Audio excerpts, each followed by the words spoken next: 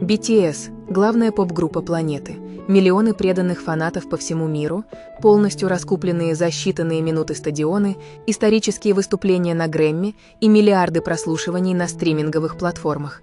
Сегодня их имена знает каждый, а их влияние на мировую культуру сравнивают с успехом легендарных The Beatles. Глядя на эту идеальную картину, кажется, что путь семерых парней из Южной Кореи был абсолютным безоблачным триумфом, предрешенным самой судьбой.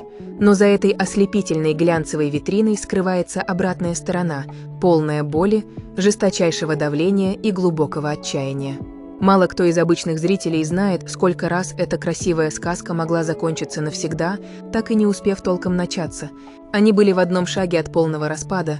Парни буквально собирали свои чемоданы, плакали в закрытых комнатах общежития, страдали от панических атак и искренне хотели вернуться к своей прошлой, обычной жизни, где не было этого невыносимого груза ответственности. В истории группы было несколько критических точек, когда будущее всего коллектива висело на волоске. Каждый из участников BTS пережил свой собственный, глубоко личный переломный момент, когда кричать от бессилия хотелось сильнее, чем петь на сцене. И сегодня мы погрузимся в те самые темные дни, когда они по-настоящему хотели все бросить и уйти. Чтобы понять масштабы их внутренних кризисов, нужно вернуться в самое начало, в мрачные и неопределенные годы стажерства.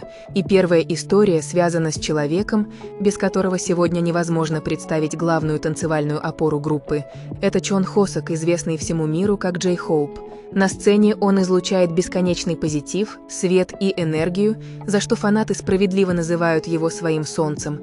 Но именно Хосок стал тем единственным участником, который не просто думал об уходе, а действительно официально покинул группу еще до ее дебюта. В те годы парни жили в крошечной, тесной комнате, тренировались по 12-14 часов в сутки и постоянно подвергались жесткой критике со стороны наставников. Будущее казалось туманным, а маленькое агентство Big Hit Entertainment находилось на грани банкротства и не могло гарантировать, что группа вообще когда-либо выйдет на сцену. В какой-то момент психологическое и физическое давление сломало юного танцора. За занавесом бесконечных тренировок Хосок почувствовал, что больше не может отдавать всего себя проекту, у которого нет четких перспектив. Он принял тяжелое решение, собрал свои немногочисленные вещи и уехал на автобусе обратно в родной город Кванджу, решив навсегда отказаться от мечты стать айдолом. В тот день группа фактически развалилась на части, ведь Хосок был лидером танцевального направления и связующим звеном между всеми стажерами. Именно в этот критический момент проявилась невероятная интуиция и сила духа Ким Намджуна. Будучи лидером группы, РМ пошел наперекор обстоятельствам и направился прямиком в кабинет руководства агентства. Он твердо и решительно заявил продюсерам, что BTS не смогут существовать без Чон Хосока, и если они хотят выпустить успешный коллектив, Хосока нужно вернуть любой ценой. Но одних слов лидера было мало. Решающим фактором в этой истории стали эмоции самого младшего участника. Чонгук, который в силу возраста видел в старших парнях свою единственную семью в чужом Сеуле, воспринял уход Хосока как личную трагедию. Юный Чонгук плакал навзрыд, звонил Хосоку и буквально умолял его вернуться обратно в общежитие. Этот искренний плач ребенка, доверившего свою жизнь старшим товарищам, растопил сердце Хосока. Он понял, что едет в Кванджу не от трудностей, а от страха, и что он не может предать парней, которые стали ему братьями. Хосок вернулся, и группа была спасена в первый раз, но впереди их ждали еще более суровые испытания. 제 역에 또 이제 2014년이 이제 끝이 나고 있는데, 참 12월, 그 한 해의 12월이 되면 정말 많은 생각이 든다. 이제 많은 생각이 든다.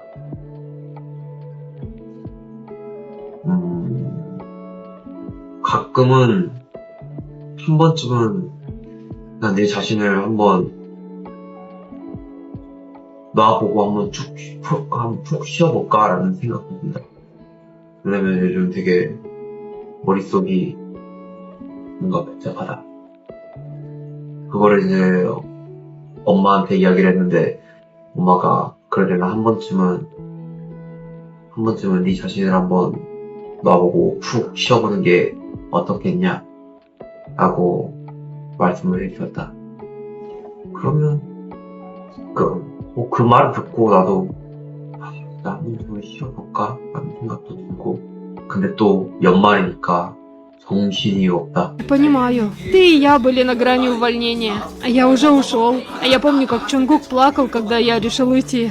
Ты сказал, что уходишь. Обнял Чонгука, и вы плакали вместе. Ты бы не сделал этого, если бы я ушел. А я могу это сказать теперь, но я разговаривал с парнями. Я сказал им, что нам нужен Чонг Хасок. Точно, ты все повторял, что нам нужен Хасок. Мы не сможем этого сделать без Чонг Хасока. Я очень сильно старался, чтобы убедить их. Я вернулся, потому что я доверял вам, ребята. Мы работали вместе долгое время. Ты вернулся ради нас? Да, потому что вы были там. Я не хочу думать, что бы произошло, если бы его не было. Да, катастрофично. У нас были бы проблемы. Я даже думать об этом не могу. 연습을 했었어요. 그때만 해도 거의 2년 넘게 친구들과 생활을 했었고, 그래서 이제 그 상황 속에서 사실 저도 이제 고민을 했었던 거죠. 이제 저의 진로도 있는 거고, 다른 회사를 선택을 해서 데뷔를 할까, 아니면은 그냥 원래 기존에 있던 회사로 돌아가서 친구들과 같이 할까. 근데 너무나도 답은 명확하게 나오더라고요. 그냥 어떻게 보면 친구들 믿고 간 거예요.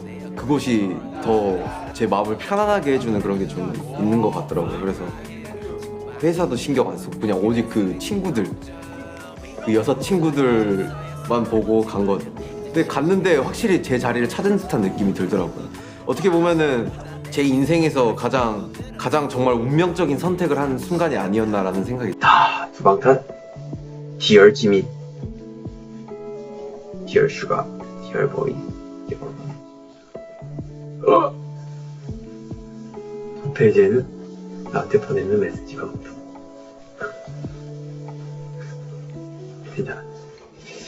괜찮아, 잘 될 거야.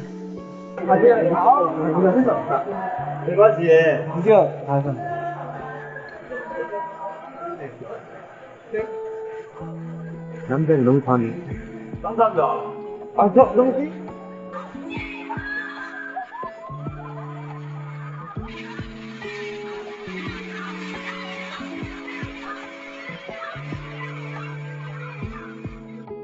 Пока одни боролись с неуверенностью в будущем, другие вели ежедневную войну за физическое выживание. Мин Юнги, подаривший миру глубокий и дерзкий рэп под именем Шуга, всегда производил впечатление самого хладнокровного, прагматичного и эмоционально стойкого участника. Однако за его маской безразличия скрывалась ужасающая реальность первых лет жизни в Сеуле. У его семьи не было денег, чтобы поддерживать его, а у маленького агентства не хватало средств даже на нормальное питание для своих стажеров. Чтобы просто выжить, оплачивать учебу и покупать еду, Юнги был вынужден тайно от руководства устроиться на работу курьером по доставке еды в ночную смену.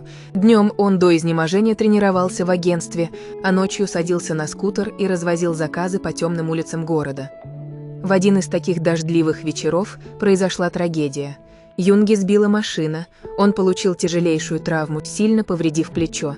Первой мыслью парня в тот момент был не страх за свое здоровье, а панический ужас перед тем, что его выгонят из группы. В жестокой индустрии кей-поп стажер с серьезной травмой – это обуза, от которой избавляются без сожалений. Юнги принял опасное решение скрыть аварию. На протяжении долгого времени он выходил на тренировки, превозмогая дикую парализующую боль, маскируя свои страдания перед хореографами и другими мемберами. Но физическая боль начала порождать глубокую депрессию. Оказавшись на ментальном дне, чувствуя себя беспомощным и сломленным, Шуга всерьез решил забрать документы, бросить музыку, к которой стремился всю жизнь, и вернуться в родной Тегу. Ему казалось, что его тело разрушено, а мечты недостижимы. Когда скрывать травму стало физически невозможно и правда вскрылась, руководство агентства поступило неожиданно. Они не стали его выгонять, а полностью оплатили дорогостоящее лечение. Однако этот переломный момент оставил глубокий шрам в душе Юнги. У нас была там комната. Ты упал с лестницы и повредил плечи. А я сказал тебе, что упал с лестницы.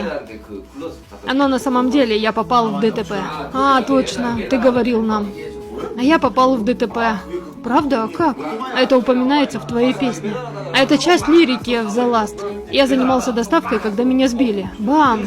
Я открываю глаза и вижу, что тут колесо прямо перед глазами. Но это было опасно. Меня забросило под машину. На следующий день я не мог двигать плечом. Оно уже вышло из строя, и все стало еще серьезнее. А вот почему ты упоминаешь это. Если бы я попал под машину полностью, ты перестал заниматься брейкдансом после этого, да? А агентство знало? Не знало, конечно. Я не говорил им. Я думал, они выгонят меня, если я скажу им. Я повредил плечо, работая доставщиком. Я сказал им, что я честно не хочу продолжать. И я помню, как они сказали мне, что они подождут. Они попросили меня попробовать еще раз. Я помню это. Так что я сказал им, что попробую. А вот так они решили оплатить мой университет. Я очень волновался по этому поводу. Ну, знаете, о моей плате за обучение. Моя семья не могла этого себе позволить. Они сказали мне, что я должен был сказать им раньше об этом. Что они помогли бы мне, если бы я сказал им раньше. Поэтому я... Так вот о чем ты говорил. Я был без понятия, что означало цепляться за сломанное плечо. Я перестал заниматься спортом сразу после этого. А теперь понимаю. Ты и я были на грани увольнения. А я уже ушел. По ней судьбы я перенес операцию на плече из-за Black Swan Eon. И у вас с самого начала было больное плечо? Да. В Black Swan есть такое движение. Знаешь, каково это в туре? Неважно, насколько зафиксируешь плечо или будешь его лечить, или приложишь лед, оно все равно будет болеть. На гастролях я делал снимки плеча в каждом городе. Не приходилось делать уколы, а потом во время всех этих концертов и всего остального в промежутках мое плечо просто отказало. На протяжении многих лет после дебюта, каждый раз, когда обострялась боль в плече, его посещали мысли о том, что он сделал неправильный выбор и долго так протянуть просто не сможет. Параллельно с этим внутри коллектива зрела другая драма, связанная с невероятной неуверенностью в собственных силах. Пак Чимин пришел в агентство самым последним из всех участников, и у него оставалось меньше всего времени на то, чтобы доказать свое право быть в финальном составе. До прихода в Big Hit Чимин был лучшим учеником в школе искусств по направлению современного танца. Его тело было обучено плавным, классическим, балетным движениям, но хип-хоп хореография BTS требовала совершенно иной пластики, резкой, жесткой и агрессивной. Переучиваться приходилось в условиях жесточайшего дефицита времени. Напряжение было настолько высоким, что Чимина исключали из состава будущей группы 8 раз. 8 раз совет директоров и тренеры говорили ему, что его навыки не соответствуют концепции группы, и просили его собрать вещи. Каждое утро Чимина начиналось со страха, что этот день станет его последним днем в Сеуле. Пытаясь доказать всем свою профпригодность, он довел себя до крайнего физического и ментального истощения. Чимин спал всего по 2 часа в сутки, проводя все оставшееся время в темном танцевальном классе перед зеркалом. Его ноги были стерты в кровь, а из-за жестких изнурительных диет, которыми он пытался довести свою внешность до сомнительных стандартов красоты, он часто терял сознание прямо во время репетиций. В такие моменты, лежа на холодном полу студии, Чимин чувствовал абсолютное опустошение. Чужие сомнения глубоко ранили его, и он неоднократно ловил себя на мысли, что, возможно, критики правы. Он хотел опустить руки, признать свое поражение и уйти, потому что чувствовал, что его усилий никогда не будет достаточно, чтобы встать в один ряд с остальными парнями. 연습생 생활을 정말 짧게 했는데 한 8번 정도 잘릴 뻔했죠. 제가 한 15번 정도. 데뷔 전날 잘릴 뻔한 거 아니었어? 저를 반대하시는 분들이 굉장히 많으셨었는데 항상 수면단은 저로 인해서 완성된 것이 아니겠습니까? 유민이 형은 거의 잠을 거의 안 잤었던 거예요. 진짜요? 누구보다 일찍 일어나고 누구보다 늦게 잤었어요. 야, 그러면 보통 몇 시에 자서 그 당시에는 몇 시에 일어났습니까? 4시까지 하고 이제 6시 반쯤에 일어나서 막 힘들지 않아요? 그때는 안 힘들었었던 것 같아요. 이게 아버지한테 달에 한 번씩 전화하면서 안 될 수도 있다. 근데 실망만 하지 마라. 제가 여기서 떨어져도 뭘로든 제가 해낼 테니까 너무 실망만 안 하셨으면 좋겠다면서 막 몸이 힘들다고 느끼진 않았어요. Схожее чувство неполноценности, но в совершенно другом русле, испытывал самый старший участник группы Ким Сок Джин. Джин никогда не мечтал о карьере айдола и не планировал связывать свою жизнь с музыкальной индустрией. Он был обычным студентом университета, учился на актерском факультете и грезил о ролях в кино. Его заметили представители агентства прямо на улице, исключительно благодаря его яркой, привлекательной внешности. Попав в общежитие, Джин оказался заперт в одном пространстве с гениальными подземными рэперами и профессиональными уличными танцорами, которые занимались этим с самого детства. Сок Джин почувствовал себя абсолютно чужим среди своих. Он не умел профессионально петь, у него не было чувства ритма для сложной хореографии, и каждый шаг давался ему с невероятным трудом. В первые годы после дебюта на группу обрушилась волна хейта, и Джин стал одной из главных мишеней для злых языков. Антифанаты открыто называли его «визуалом без таланта», бесполезной декорацией, которая находится в группе только ради красивого лица. Эти слова глубоко ранили Сок Джина. Он искренне верил, что своей слабой подготовкой тянет остальных, невероятно талантливых парней на дно, отнимая у них шанс на успех. Джин испытывал колоссальное чувство вины перед мемберами. Мысль о том, что ему нужно уйти, расторгнуть контракт и вернуться к спокойной актерской карьере, чтобы не портить репутацию группы, посещала его голову регулярно. За его широкой улыбкой и шутками на камеру скрывался глубокий кризис самоидентификации и постоянный страх оказаться лишним. Все эти внутренние демоны, накопленная усталость и давление индустрии, долгое время копились под крышкой кипящего котла. В 2013 году, спустя 2 года стажировки, Джин наконец дебютировал в качестве субвокалиста BTS. Но после недолгого счастья, после его дебюта, деятельность его была еще более сложной, чем во время его подготовки. После своего дебюта Джин был настолько загружен, что пел даже во время сна и продолжал извиняться во сне, потому что даже во сне он продолжал репетировать и извиняться. Также в заглавном треке дебюта No More Dream его критиковали за неуклюжие танцы. Хотя у него были тренировки, и он работал по 10 часов в день более 2 месяцев, он все равно сильно страдал от этого. Кроме того, и RM поначалу не умел танцевать, поэтому они с Джином получили прозвище «Два крыла BTS». Когда фанатам будет скучно, я что-то попробую и дам им посмотреть что-то другое. А в актерстве и подобном я вообще не заинтересован. Значит, ты отпустил мысли об этом, хотя эта тема ведь всегда летала в воздухе? Ну, несколько лет я держал эту мысль у себя в голове, просто я думал о том, что время для этого неподходящее. И, наверное, впредь буду думать, что это время еще долго-долго не настанет. Счет возможности карьерного роста. Я всегда думал о том, что нет особой причины делать это, если это будет не вместе с мемберами. Для меня, наверное, не так уж и важна сольная карьера. Если я сделаю что-то, то это будет для группы. Группа росла, их популярность стремительно выходила за пределы Южной Кореи, но вместе со славой росла и тяжесть их ноши. И вот в 2018 году наступила главная, самая страшная кульминация в истории BTS. К этому моменту они уже стали авторами исторических рекордов, вошли в топ американских чартов и начали зарабатывать миллионы. Со стороны казалось, что это пик их счастья и абсолютного успеха, но именно в начале 2018 года внутри группы произошел тектонический сдвиг, который едва не стер BTS с лица земли. Этот кризис был связан с тотальным выгоранием. Невыносимый, расписанный посекундно график, бесконечные перелеты из одной точки земного шара в другую, полное отсутствие личной жизни и круглосуточное преследование со стороны безумных фанатов и прессы превратили их жизнь в золотую клетку. Парни перестали принадлежать самим себе.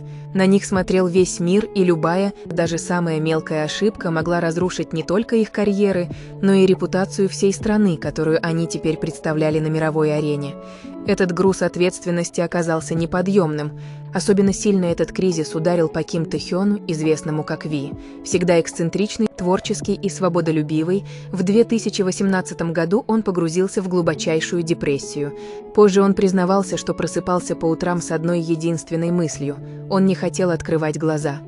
Тэхён плакал в одиночестве, чувствуя, что превращается в бездушного робота, выполняющего команды менеджеров.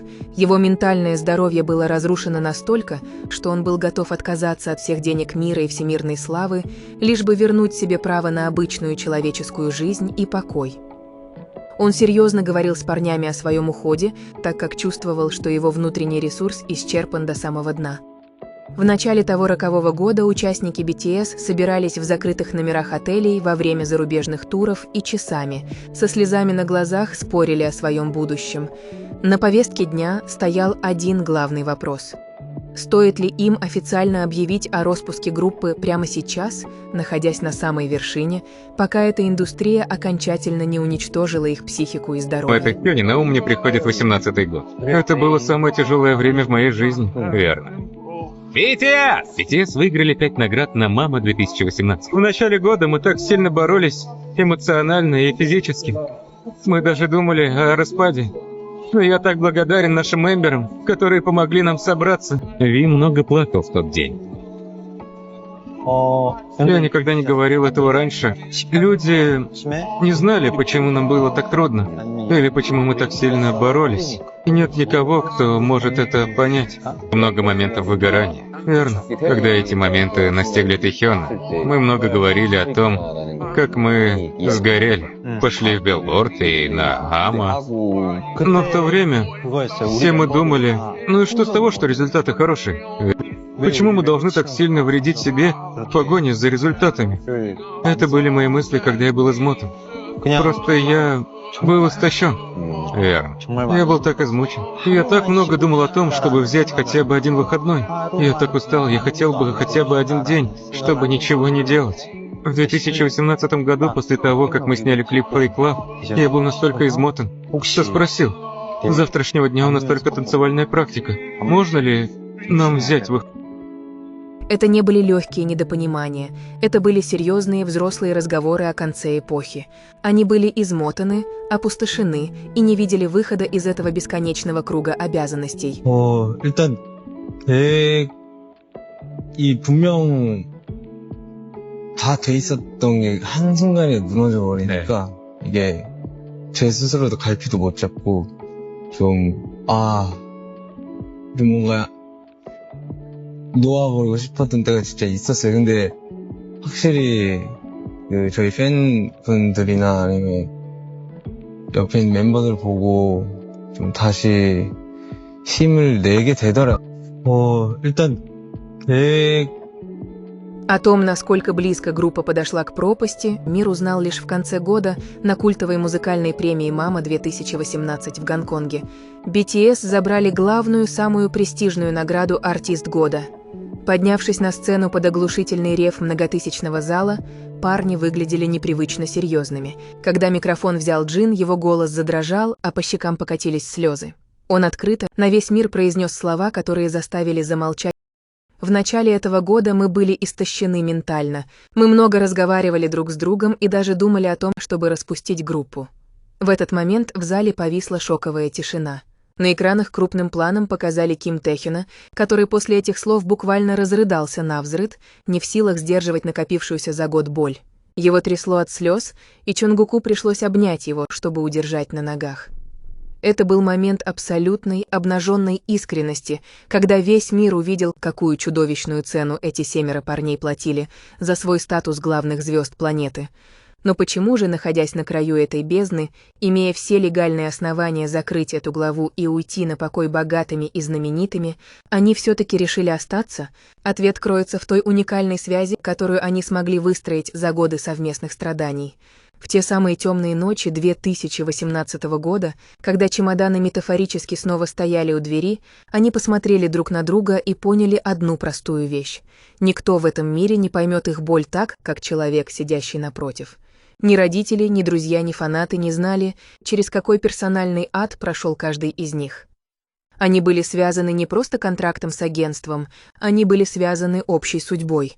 Парни приняли решение остаться не ради денег, наград или новых рекордов в чартах Billboard. Они выбрали друг друга, они решили перетерпеть эту боль вместе, разделить этот невыносимый груз на 7, чтобы каждому досталось чуть меньше.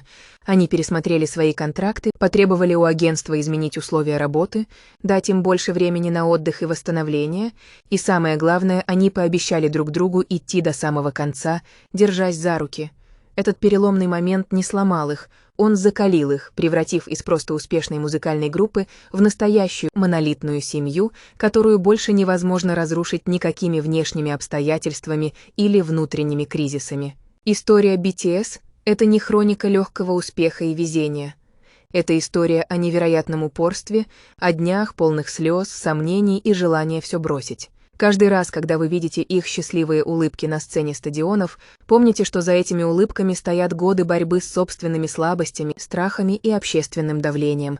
Они доказали всему миру, что переломные моменты и минуты слабости бывают абсолютно у каждого, даже у самых сильных и успешных людей на планете. И самое главное в такие моменты — найти в себе силы, не опустить руки, довериться тем, кто идет рядом, и сделать еще один шаг вперед, навстречу своей судьбе.